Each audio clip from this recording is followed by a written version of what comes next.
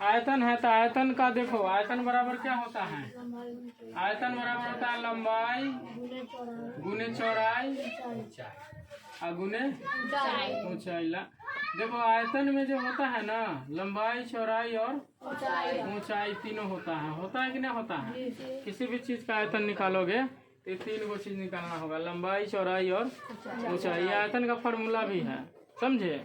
अब देखो तुमको एक आयतन समझ गया कि आयतन में क्या क्या होता है, लंबाई चौड़ाई और ऊंचाई। अब तुमको अगर आयतन का क्या निकालना होगा, मात्रक निकालना होगा। आयतन का देखो, आयतन का मात्रक अगर तुमको निकालना होगा तो पहले तुम लंबाई का मात्रक लिखोगे। किसका मात्रक? लंबाई का मात्रक। फिर गुना, फिर किसका मात्रक? चौड़ाई का मात्रक है ना, चौड़ाई का मात्रक।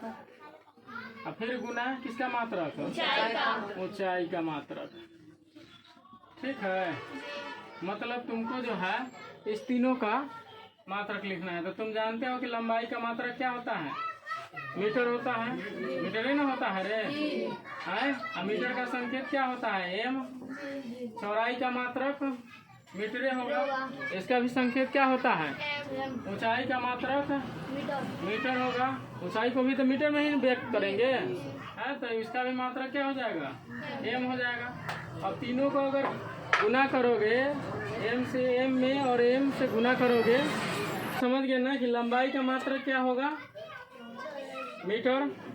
चौड़ाई का मात्रक ऊंचाई का मात्रक। मतलब तीनों को हम लोग जो है किस चीज में व्यक्त कर सकते हैं? मीटर में व्यक्त कर सकते हैं। तो देखो मीटर गुने एम गुने एम गुने एम कितना हो जाएगा? एम के पावर 3 हो जाएगा। इसी को हम लोग क्या कहते हैं? घन मीटर भी कहते हैं। क्या कहते हैं? घन मीटर। तो अब तुमसे जो है कोई पूछेगा कि भाई बताओ कि आयतन का मात्रक क्या होगा, तो घन मीटर हो जाएगा या मीटर क्यूब हो जाएगा। समझ गया ना? चलो।